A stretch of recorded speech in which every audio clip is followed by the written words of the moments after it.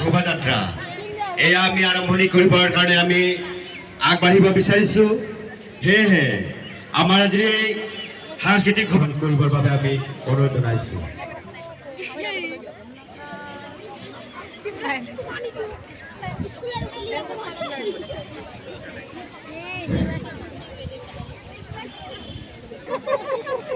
আমাৰ আজিৰ এই সাংস্কৃতিক শোভাযাত্ৰা যিসকল কৃষ্টি দল তথা শিক্ষানুষ্ঠানৰ ছাত্ৰ ছাত্ৰী তথা গ্ৰিলত दिनै जे गोजोन हारिमु हान्जा सुनाय बेनि गेजेरजों मा मेसेज होयो?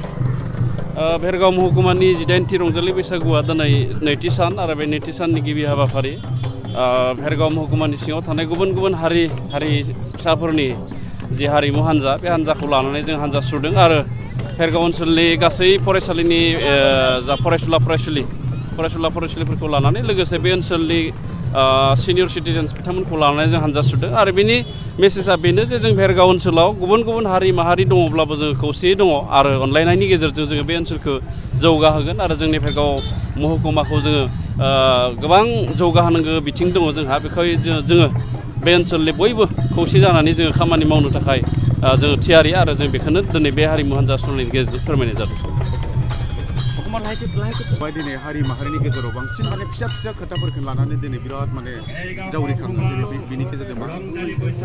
बियो मानसिफोरनि गोसोनि खोथा दिनै गोबाङानो हयथ' गावनि हारिनि खोथा सानालासिनो गावनि सार्थखौनो हारिनि सार्थ होननानै माखासेया फेसबुकफोराव ससियेल मिडियाफोराव बुंलाबायो दा बेफोरो जोबोद गाज्रि आरो बियो जोंनि समाजाव गोहोम गोग्लैनायनि थासारि फैयो आरो बेखायनो आं समाजनि साफ्रोमबो गोरों गोरा फरायसुलिखौ खावलायगोन सोरबा सासेया गावनि सार्थखौ पुरन खालामनो थाखाय जातीयताबादनि खोथा बुंनो हागौ बेफोरखौ जों जाहाथे खोमासुवा मानो होनना बुङोब्ला जातीयबादनि खामानि मावग्रा मानसिया मालाबाबो दस्राखौ सोंखारिया बे गावनि खामानिखौ गावनो मावलांबाय थायो दा जोंनि गेजेराव गावनि समयसा गावनि सार्थखौ सुफुंनो थाखायनो जातिखौ लानानै ब्लेकमेलिं खालामनायखौ जोङो नुनो मोन्दों दा गुबुन गुबुन हारिनि गेजेराव बे जादों आरो बे जुदि जाबाय थायोब्ला जोंनि समाजा गोरोन्थि लामाजों आगान सुरगोन दा बेखायनो बेफोरबायदि सासे सानै सुबुङा जातिनि नंखाय बाथ्रा बुंनानै बा जातिखौ ब्लेकमेलिं खालामनानै गावनि सार्थखौ पुरन खालामनो नागिरनायखौ जों जाहाथे साफ्रोमबो सांग्रां थायो आं बेखौ खावलायो। जेरै